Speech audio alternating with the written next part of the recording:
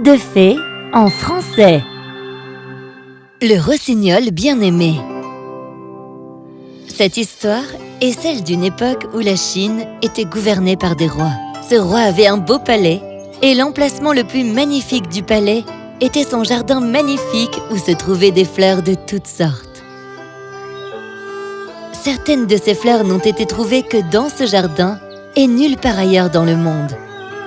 Le jardinier pouvait y attacher de minuscules cloches. Le jardin était si vaste que si vous le regardez complètement, vous verriez qu'il menait à la forêt. Une rivière coulait dans cette forêt, et à côté de la rivière se trouvait un arbre qui abritait un rossignol. Le rossignol chantait si doucement que quiconque l'entendait était fasciné. Ce royaume était si célèbre que des gens de pays lointains venaient le visiter.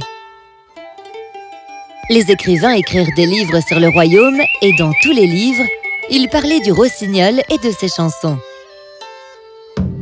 Un jour, le roi lui-même lisait un de ses livres.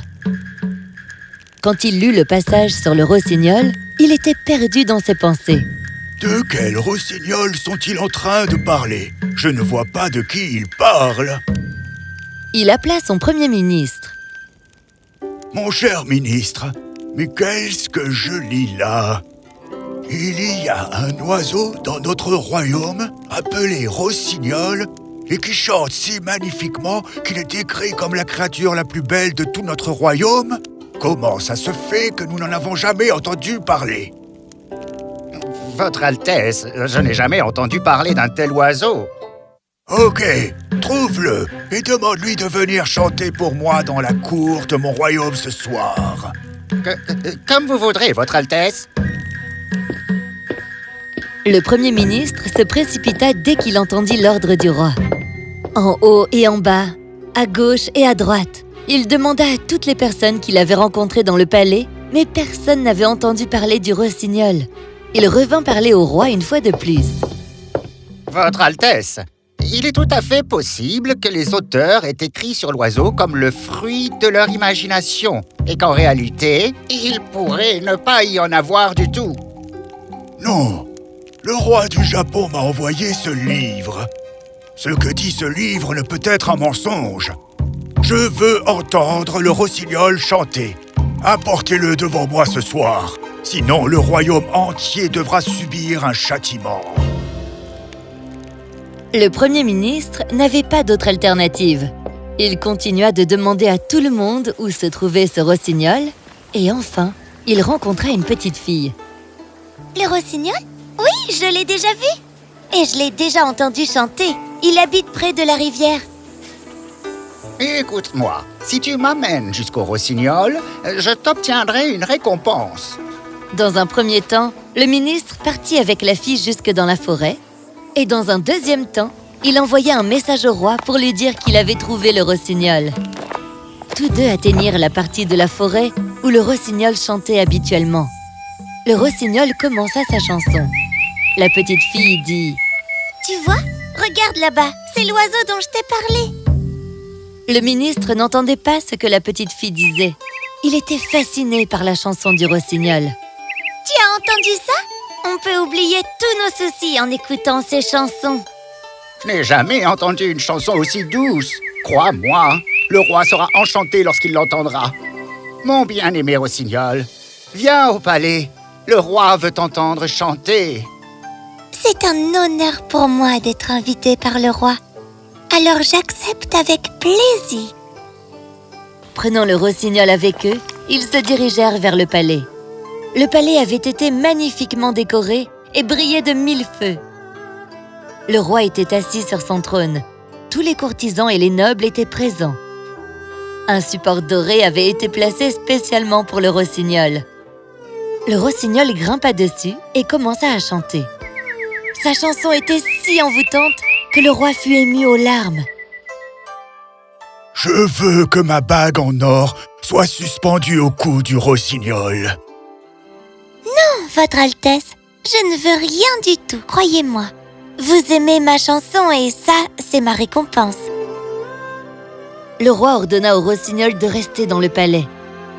Une cage dorée fut construite pour lui. Le rossignol était autorisé à voler 2 fois par jour et 1 fois par nuit. 12 soldats l'accompagnaient et lui nouaient un ruban rouge autour du cou. Le rossignol détestait voler comme ça. Cela continua pendant des semaines. Un jour, quelqu'un envoya au roi une boîte sur laquelle était gravé le mot « rossignol ». Cela doit sûrement être un nouveau livre sur le rossignol.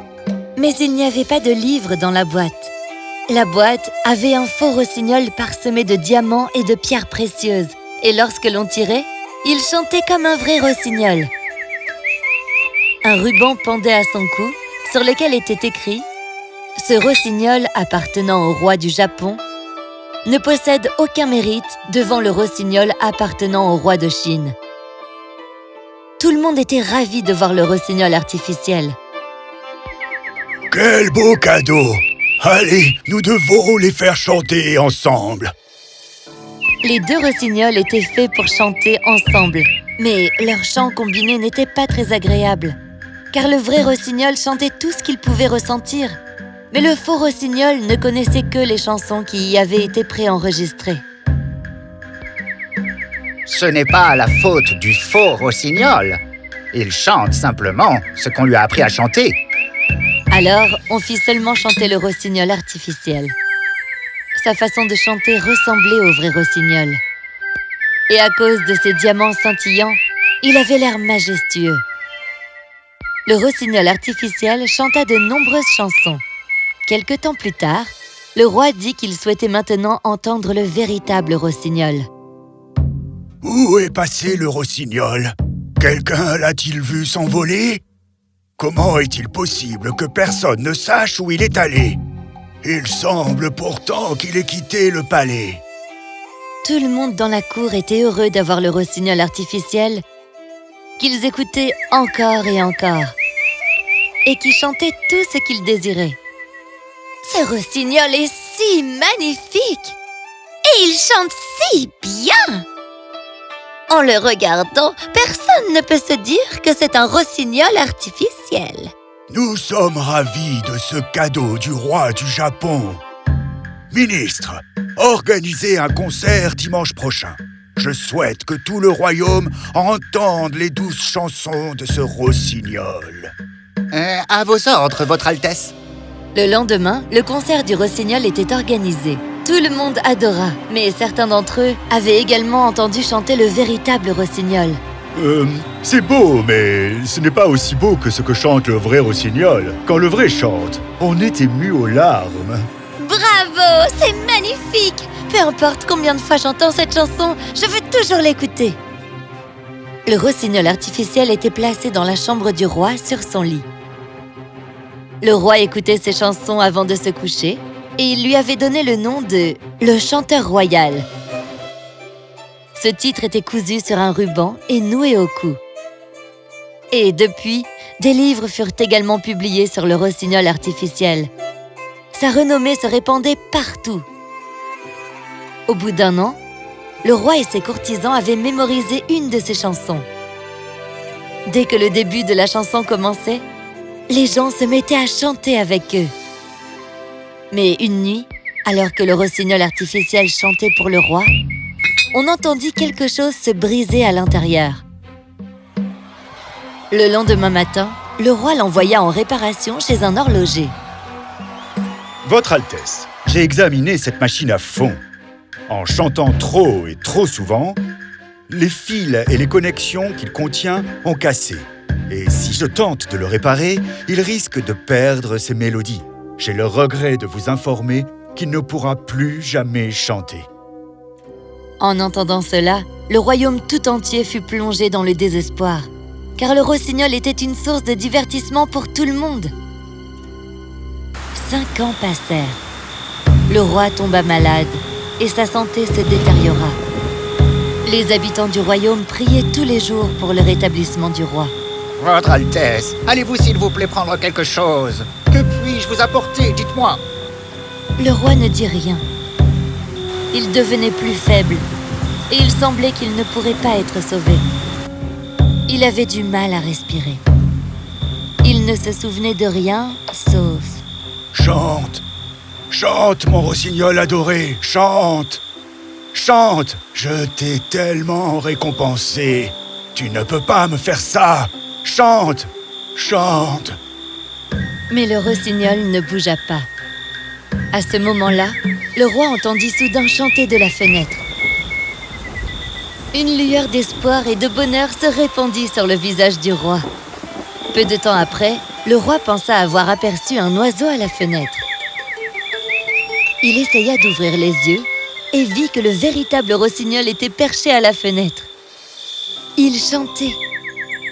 Oh, tu es revenu! Chante! Chante, mon bien-aimé rossignol! Le rossignol chanta là pendant un petit moment. Le bonheur du roi augmentait avec chaque note. Et il semblait que sa volonté de vivre se réanimait lentement. Merci, merci beaucoup, mon rossignol bien-aimé. Merci. Pourquoi m'as-tu quitté? Mais aujourd'hui, en revenant, tu m'as ramené à la vie aussi. Comment puis-je te remercier? Votre Altesse, vous m'avez déjà récompensé, vous savez.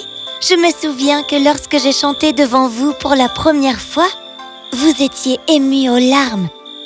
Que peut être une plus grande récompense pour un artiste? Le rossignol chanta une autre chanson et en l'écoutant, le roi s'endormit. En le regardant dormir profondément, on aurait dit qu'il n'avait pas dormi depuis une éternité. Le lendemain matin, quand le roi se réveilla, les rayons du soleil passaient à travers la fenêtre. Le rossignol était perché à côté de lui et le roi paraissait beaucoup mieux qu'avant. Reste avec moi pour toujours, mon rossignol bien-aimé. Chante seulement quand tu te sens inspiré de chanter. Je ne te forcerai plus jamais. Non, Votre Altesse, je ne peux pas vivre dans le palais. Chaque fois que j'aurai envie de vous voir, je viendrai. Je construirai un nid à proximité et, quand vous aurez besoin de moi, je volerai vers vous et chanterai pour vous. À travers mes chansons, je vais absolument tout vous dire sur le royaume. Mais vous devez me promettre quelque chose. Bien sûr. Dis-moi et je ferai tout ce que tu désires. Personne ne doit savoir que je viens vous raconter des choses sur votre royaume. Absolument personne. D'accord, j'accepte. En disant cela, le rossignol s'envola et le roi se rendit compte qu'il ne fallait pas enfermer et emprisonner des oiseaux. Eux aussi ont le droit de vivre à leur guise. Personne n'est autorisé à asservir qui que ce soit. Et les oiseaux sont plus beaux quand ils volent librement et qu'ils chantent dans les arbres et les forêts. C'est là que se trouve leur véritable foyer, et non dans les palais ou à l'intérieur des 4 murs des habitations humaines. Quelque temps après, quand le ministre vint voir le roi, il s'aperçut que celui-ci n'était pas allongé sur son lit, mais se tenait plutôt près de la fenêtre en souriant. Le Premier ministre se précipita pour annoncer cette bonne nouvelle à tout le monde, et le royaume tout entier fut réjoui.